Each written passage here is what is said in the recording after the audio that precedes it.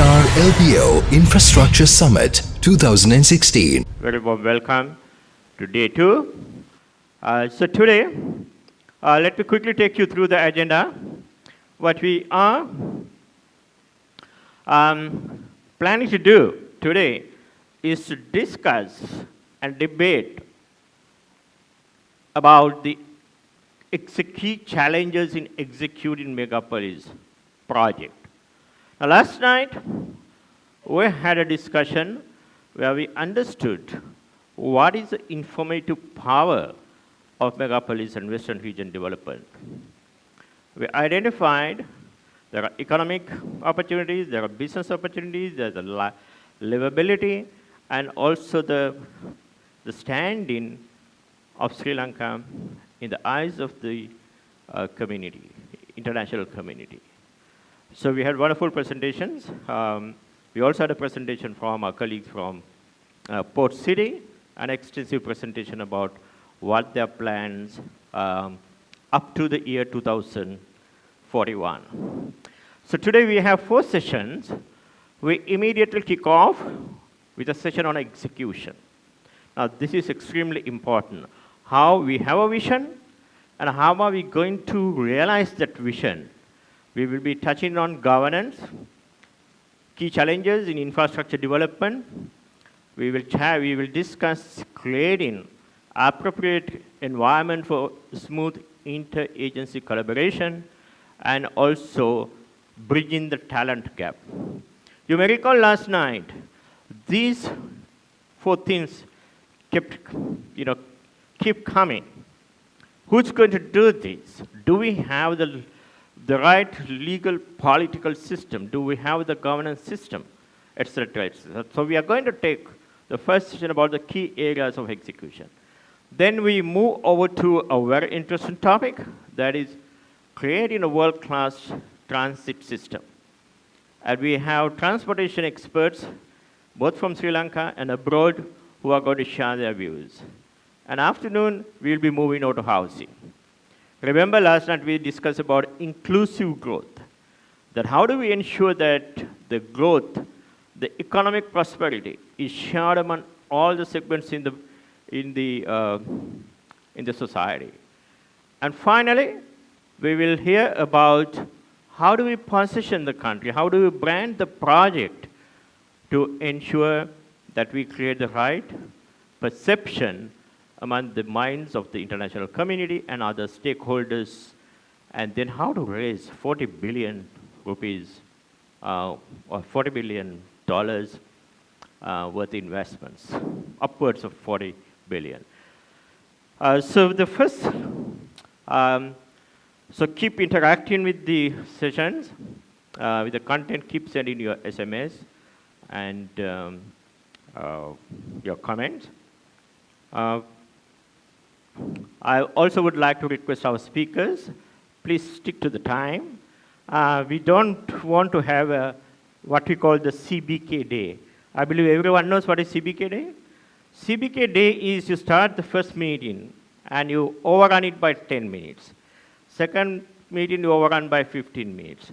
Third meeting you overrun by 10 minutes. So at the end of the third meeting, accumulated delay is something like 45 minutes. So when President Bandaranaike was the president, when Chandra Bandaranaike was the president, there was this, delay in overrun of every meeting. So she would eventually meet the person she was meant to meet at 3:30 at 11:30 in the night. And I'm sure there are some of the, senior officials here who worked with her. So this is IP protected by Langshan Bandaranaike, the term CBK day.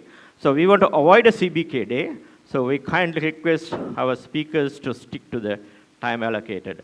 So ladies and gentlemen, let me now welcome speakers of the session 1, session Tilan Vijaysinha, keynote address 1 by Kumudu, and Mr. Sumedha Ratnayaka, Urban Development Authority Director General, Mr. Damita Kumar Sinha, Public Utility Commission of Sri Lanka, Harsha Fernando, a lawyer, consultant, and Brian Keeley, Country Director of Microsoft, and Dinusha, Panditaratnam. So we will kick off with a brief speech from Kumudu, who will talk about, how you manage infrastructure cycle. At the design stage itself, the Sumedha is going to speak about the 5 key challenges. Damita will going to talk very interesting topic, how to create an smooth interagency collaboration. Harsha is going to speak about creating appropriate governance. Brian is going to talk about how the technology could be leveraged. Yesterday also we had a very interesting discussion on technology, how the technology could be leveraged. And Dinesh are going to speak about the talent gap. Now, talent gap is a very interesting area. Then we have Ajay Singh and Nana Mavilmada joining as panelists. Now, let me speak about talent gap. Recently at a public seminar, project director of Megapolis openly admitted that we simply don't have expertise in some of the areas, or probably most of the areas. There are 172 projects listed in their website, 172. Okay. Even if you want to have one project manager to coordinate one project, we need 172 people, project managers, who are experienced in infrastructure development. So it's great to have a vision, but to make it a reality, so we need the right governance, we need the right legal framework, we need the right talent. So that is what we are going to discuss in the session 1. Over to you, Tilan. Okay, please put your hands together and welcome our panel. Good morning. I will get going as your moderator for this morning and hopefully wake you up from the slumber, because what we are trying to talk about, not so much vision, but really action connected to the framework for implementation of some of the visionary stuff that was mentioned last evening. So without further ado, I'd like to call upon Mr. Kumudu Gunasekera, Dr. Kumudu Gunasekera, for his presentation on executing a vision for managing greenfield infrastructure life cycle projects. Over to you, Kumudu. Thanks, Tilan. Good morning, everyone. So what Lakshman asked me to talk about was kind of set the stage for the day in terms of what a project goes through in terms of planning and life cycle planning. When you're talking about Megapolis and other projects, if you look at that picture out there, it's a beautiful skyline of Colombo, right? Now imagine in 10 years' time, with all the development that's going to take place, good, the bad, the ugly, we hope it's good, it's going to transform. So these type of projects are really transformative projects. And what we call these projects are really nation-building projects. So what do we know about nation-building projects? It takes a lot of time, a lot of planning, and a lot of money. Just want to kind of take you guys through a little bit of a case study in terms of a very transformative project in the US. I mean, the US went through a significant growth period over the last 60 years. And one of the primary catalysts and the primary nation-building project that occurred in the US is the federal highway system, the Eisenhower interstate system, which connected all communities, access, commerce, everything flourished because of the interstate system. It was started in 1956 when Dwight Eisenhower commissioned the first road in the I-70 Missouri-Kansas highway. This is kind of the groundbreaking of the highway, and this is what it is today.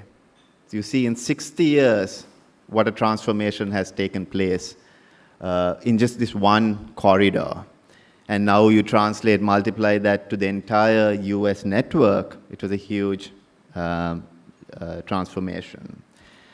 It wasn't an easy project, so this is what we need to be careful. In a country like the US, this was a long thought out process. It started, actual planning started in 1916. In 1956, the Federal Highways Act was passed.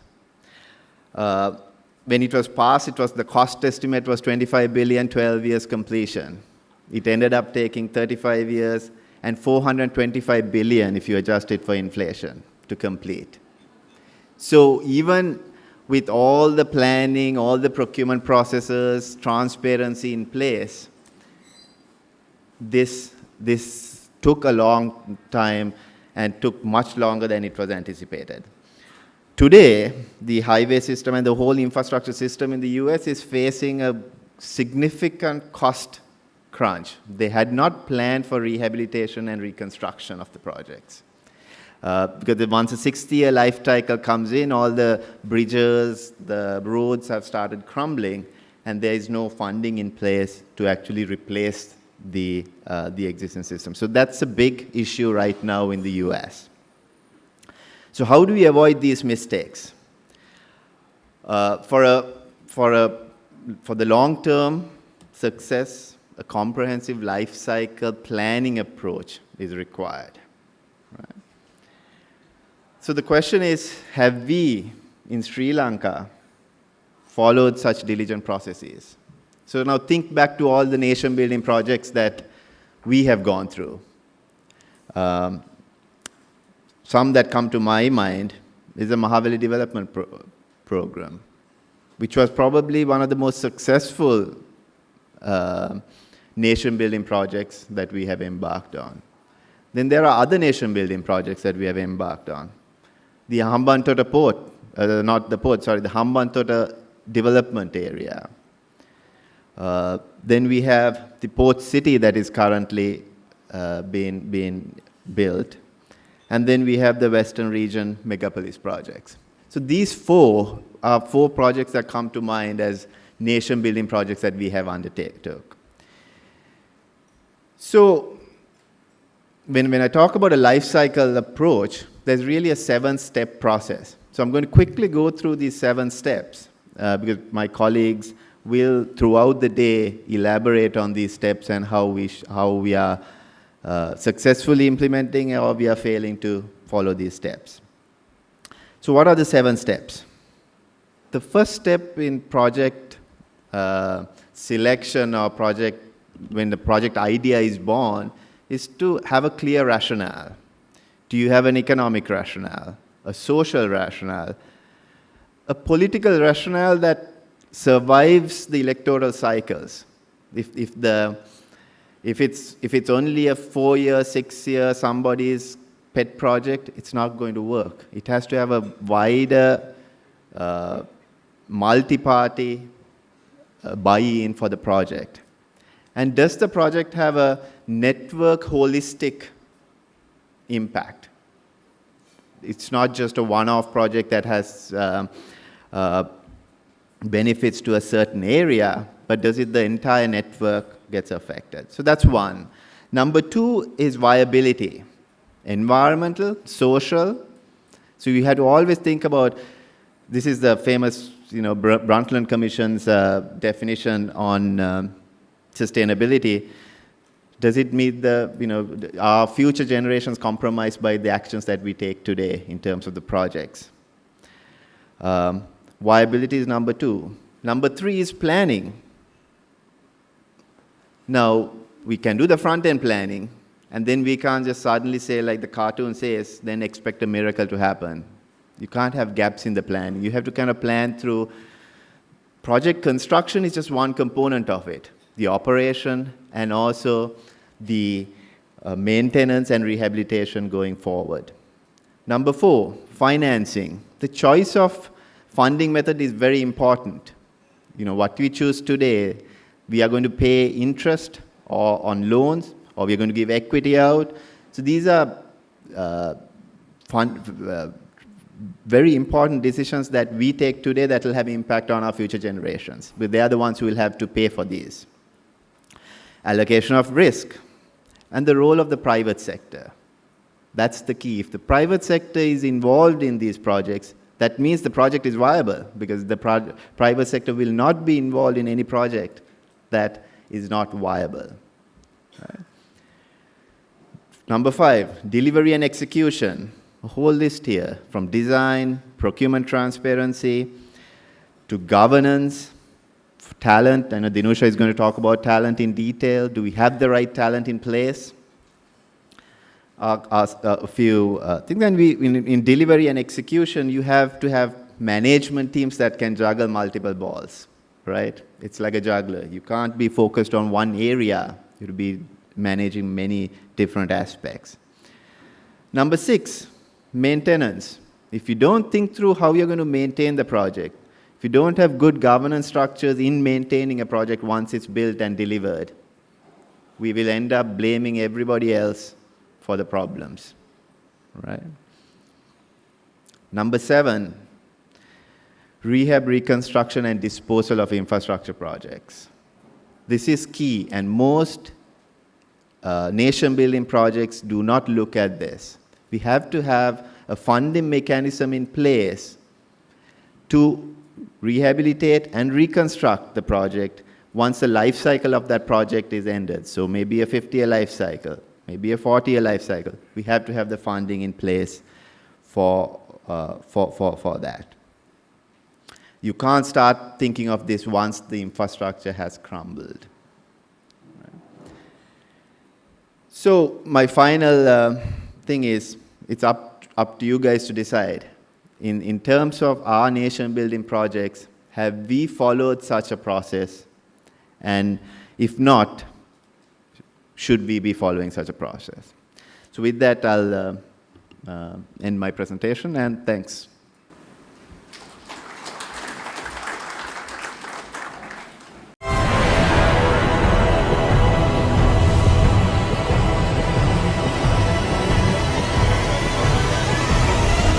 LBR LBO Infrastructure Summit 2016.